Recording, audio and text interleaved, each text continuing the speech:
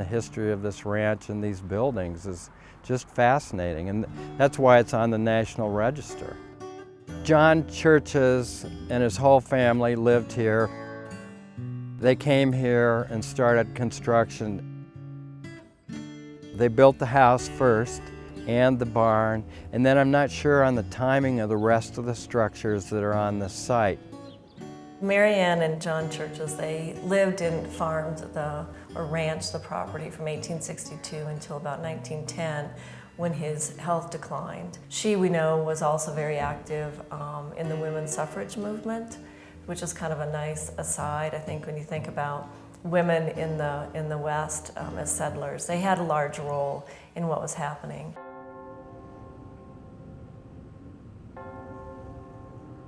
Mary Ann Churches passed away in 1889. She was 72 at that time, and John Churches lived until 1910. He was 87.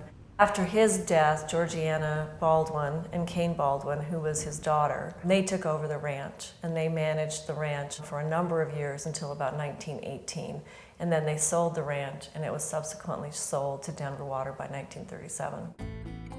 So that system was about 480 acres, and a portion of that is Long Lake Ranch in Arvada currently.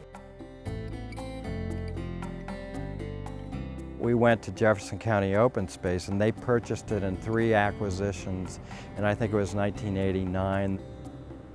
So Jefferson County had bought the land for the city of Arvada, and I thought, well, what's that junky ranch thing on the southeast corner of that site? And it wasn't junky. I mean, it was junky, but it had historic significance. And at that time, the Arvada Historical Society was doing some research on this site and all the numerous buildings that were here. So we started the planning on Long Lake, and the Historic Society came to me and said, hey, this ranch is of real significance. First, we did the master plan on Churches Ranch, and we finished that in 2002. It was on the National Historic Register at that time, this ranch, about 50 acres. So we were able to go to the State Historical Fund to get some funds to start the renovation on some of these buildings.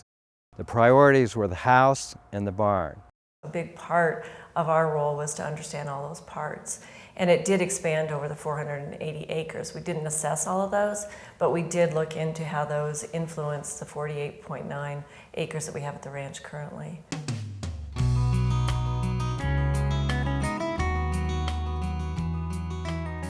It was a location along a well-trod route that would be used by travelers, where the family would take folks in, feed them a meal, have water for the stock. Being a ranch, they had the facilities to take care of livestock, which would have been an important component of being a traveling spot.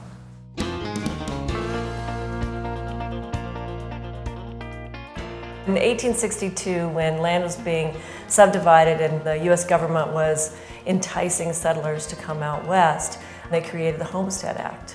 And under the Homestead Act, you could lay claim to a piece of property. You would go to the patent office and put in your patent application. In order to get a patent application, you have to have some development on the property. And at the time, Mr. Churches built a stone house, 20 by 40 feet, with 4 doors and 6 windows. Also a stone barn and corral, 2 wells of water, and a log barn and corral.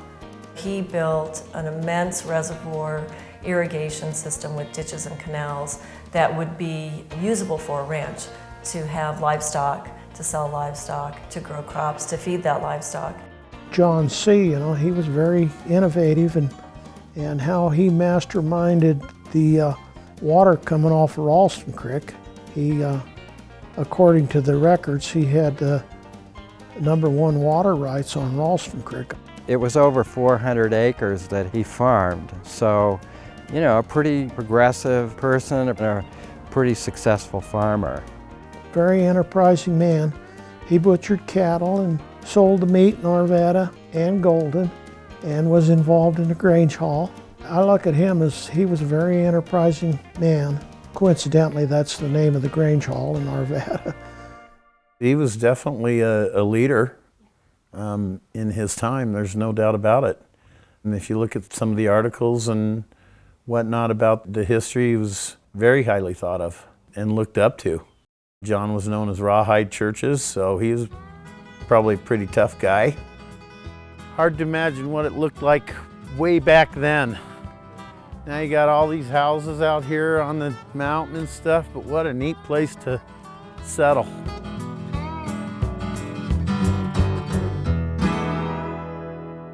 Under the master planning process, we were the architectural component of that, trying to kind of peel back the layers of history here. And then we also served to design the rehabilitation of both the barn, the silo, and the ranch house.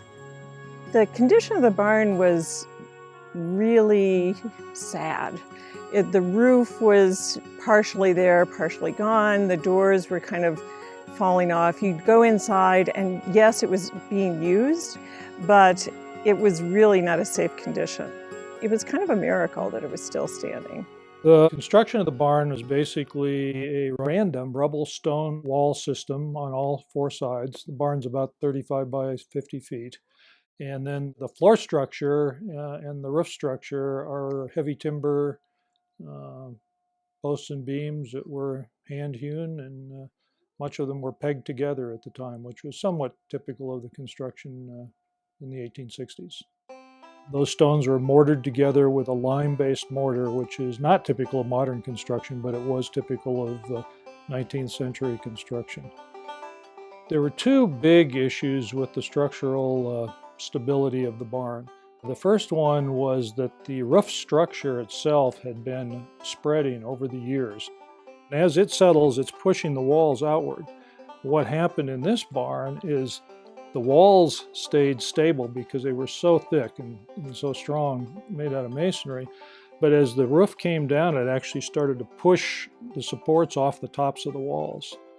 And so the main thing we were doing was to be able to slowly pull those sill beams in to get them back so they were sitting on top of the wall. They couldn't move more than 1 inch in a 24-hour period. So it took them several days to pull things back into relatively straight alignment. In the gray steel tube at the very right-hand portion of the picture is some of the bracing that we put in to keep the walls from spreading further. One other thing that was a significant problem with the barn was the upper floor, the floor above our head right now, was really intended for storing hay in. If you look at some of the floor joists or the floor decking above, you'll see there's a tremendous amount of sag between members. So to bolster the second floor, we actually built a new structural floor on top of what you see down here that is designed to carry current day loads. But part of the whole historic restoration process is you're trying not to interfere with the visual impact of the existing building. You want people to be able to see and appreciate what's really been here. So it's intentionally hidden. And the other thing that was really a problem with the building was that the bottoms of all of the interior wood columns were severely rotted. They'd just been set in stone and then in the dirt, and over the years they'd rotted away. So this new post, just a Doug fir timber post, has been set on a new short stub of steel tube column that will keep the wood away from any rotting tendency and provides a structural support. This sits on top of a concrete pier that goes down about 3 feet onto something called the Bigfoot footing. There are not that many stone-type barn structures that are left. So that's really unique. And we looked at those little turret things in the barn, and there's so many kind of romantic things that we all try to envision that may have happened here. Were those for gun placements, or I don't know, because they're shaped like this, so that, and small openings. So who knows what those were used for. There's some rocks in the barn. There's one that looks like a whale. Was that done on purpose? I think it's just impressive that you see what people did in those days with what they had to work with and how well it's lasted. I mean, think about the fact, basically this building is 150 years old and still functioning today pretty much the way it functioned back in the 1860s.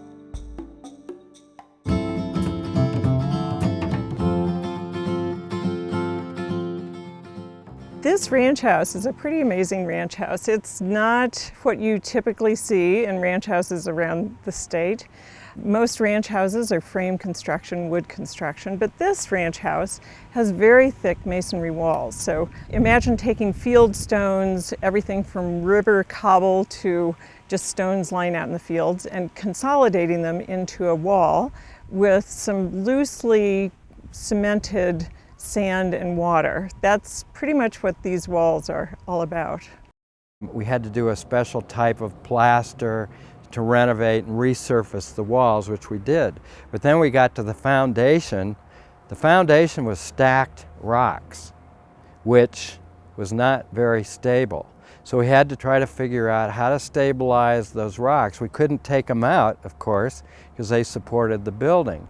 So what we did is put some reinforcing bar in and then forced concrete in around those rocks. But we didn't know we were going to have to do that until we dug down.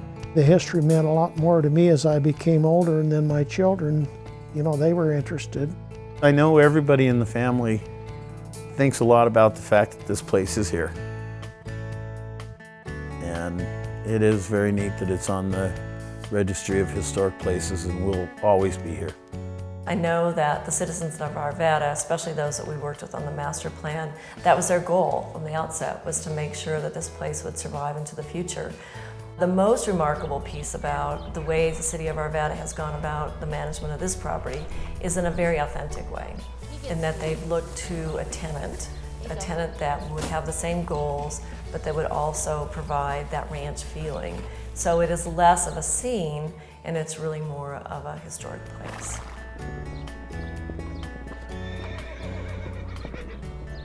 The downstairs of the ranch house is eventually going to be interpretive displays about this area and the history. And then the Horse Protection League, who are tenants here, who are wonderful tenants, and we'd love to stay here because they do wonderful things for abused and neglected equines. This is kind of an eddy in pure residential development. And when we talk about being able to capture our roots, to have that connection to our roots, it's places like Church's Ranch that provide those authentic stories, those authentic experiences that really make us understand what it is to be a Coloradan.